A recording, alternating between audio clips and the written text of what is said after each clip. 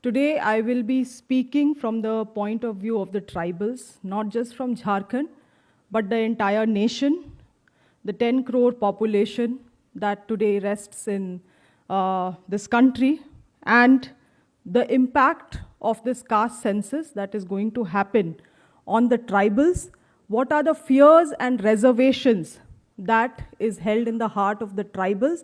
What will be the Congress's role, our role, you and I's role, to do away with these fears for the tribal people? First of all, we need to understand that tribals across India have a sense of unity amongst them. And this can be understood very well when Hasdeo Jungle in Chhattisgarh is cut down. The peoples of Jharkhand are agitated, the tribals of Jharkhand are agitated. When chaos is happening in Manipur, it is affecting the tribals of Chhattisgarh. So we need to understand that tribals in India are interconnected with their struggles, not just present, but of the past also. And that is the reason that we have to see this population in a uniformity under one umbrella. This is very important.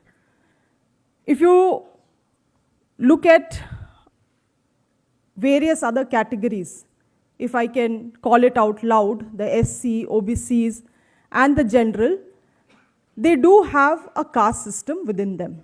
But tribal population is one such population which doesn't have caste system within the community. They have always been untouched by the caste system. So this caste census that will be conducted, we should ensure that sub-categorization in any form does not touch the tribals, because that is where the differentiation or the natural structure of this community will be disrupted. So I think I'm also convinced with Lilotiaji's concern when he spoke about sub-categorization and what effect or impact it is going to have on various communities, specifically communities like tribals. I would like to focus on this point that when we say Jal, Jungle, Jameen, these three things resonates with tribals. Why? Because our forefathers, then and now, we have never looked at land or forests as commodities. This is never a commodity for us. It is a thing for our worship, our social welfare, our bringing us together. These are the things why I'm telling you is because you need to understand the ideology of tribals in this country. The tribals are all about co-living, coexistence, and mutual respect. These are exactly the values of Congress Party, Indian National Congress in today's date. So this party is very closely resonating with the ideology or the core ideology of tribal in this nation. Be of across categories, the 700 and above communities that we have, they resonate very closely with the ideology of Congress Party, and hence we need to safeguard it. Speaking of safeguarding, there are several laws, several provisions in the Constitution that has been given. I think the maximum provisions have been given in the Constitution for the safeguarding of tribals, and I don't have to mention this, that where the ideas come from. It was the Indian National Congress who has done this for the tribals across India. Now, if you look at the states like Jharkhand, Chhattisgarh, over a period of time, the development that has happened and the sudden urbanization that has happened, it has also brought in a lot of influx of outside population in these states, in the 5th scheduled states. A lot of outside population have come in.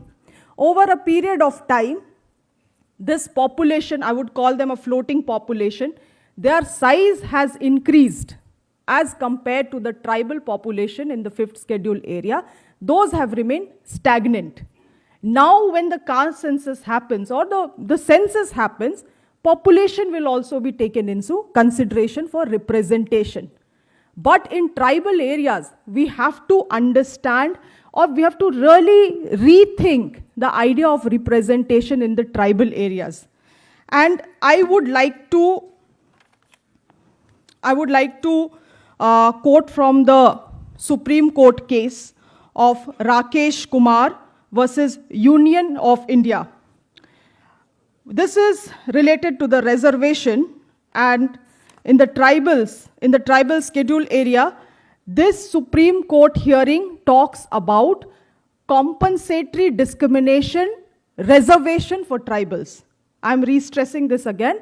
Compensatory discriminatory representation for tribal, unlike the ordinary representations or reservations, which are mostly for adequate representation and proportionate reservation. When we are talking of reservation in other categories, in SCs, in generals also, in OBCs, we are talking about the adequate and proportionate reservations. But when it comes to tribal, you have to rethink the whole entire concept of reservation, because it talks about discriminatory, the compensatory discrimination. What is compensatory discrimination?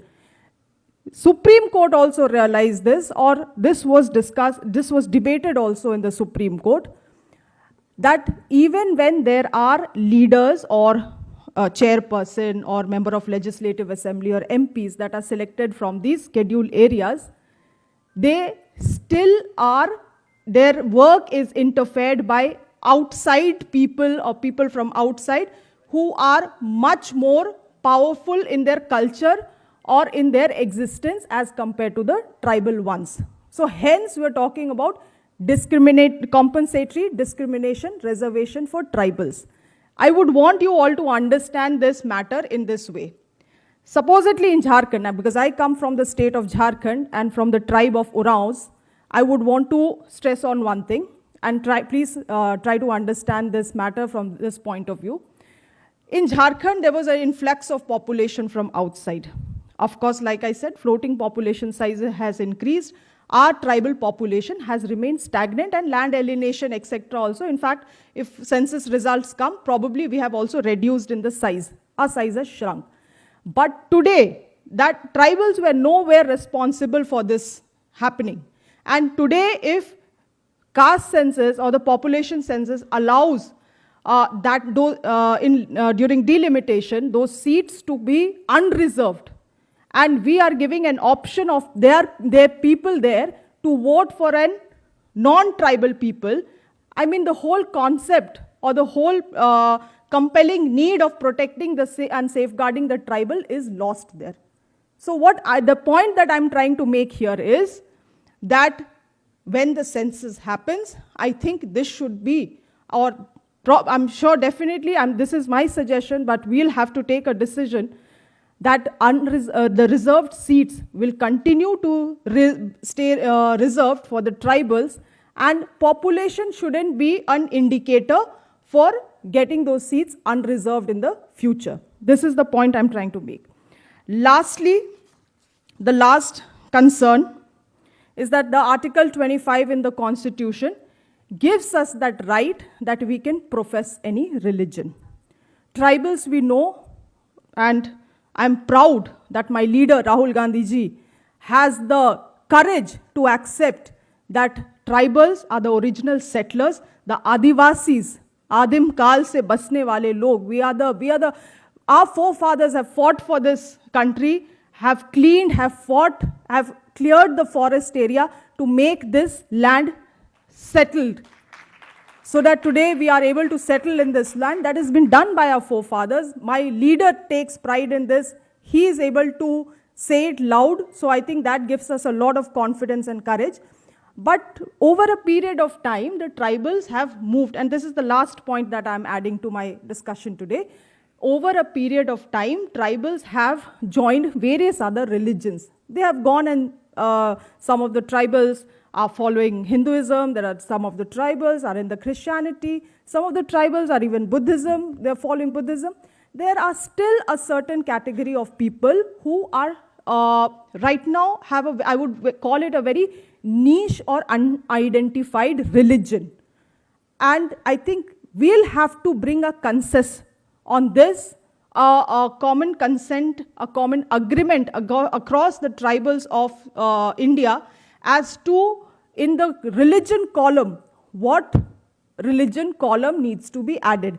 Will it be animists? Will it be nature worshippers? Will it be Sarnadharam? But tribals, or for the tribals who have gone to that niche religion, we need to give them that fundamental right to tick on one column, which is very important. And right now, that's why Rajuji was also reinstating in this fact that Sarnadharam code. Because that Sarnadharam code, there are few people, the few tribals who are following Sarnadharam code. There are, and the religion in tribals are so complex that there are also tribals like the Tana Bhagats, who are the disciples of Gandhiji.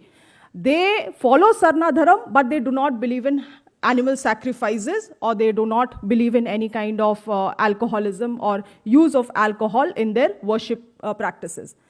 Similarly, if you go towards the Khuti district of Jharkhand, you will find the worshippers of Lord Birsa, Bhagwan Birsa Munda, and they are called Birsites. So the religion concept is very complex, and I think it is above you and I or this nation's understanding, because this community has been in existence since probably 65,000, 70,000 years ago. They are the first settlers of this world. So I think that is not a matter to be debated, but definitely we need to focus on, or we need to demand for this, that a separate column has to be given to the tribals who are in this niche religion. I will be concluding with my own concern and the concern of all the tribals, and specifically of Jharkhand, that BJP or RSS will definitely try to create or try to make this entire process very chaotic, create a lot of confusion in the minds of people. And it has already started doing that in Jharkhand as well. And they will create so much of chaos around this caste census procedure that they will ultimately try to convince this nation and its people that caste census, I think better than caste census would be uniform civil code. That is, I feel, an underlying controversy that they are trying to lead this to us towards it. It's a dangerous situation. So as and when we rejoice that our agenda is being taken up for social justice, we also need to have these kind of meetings quite often so we can discuss thoughts and concerns from across India, and we can come up with some solution. Thank you so much for organizing this and giving me this opportunity. Thank you.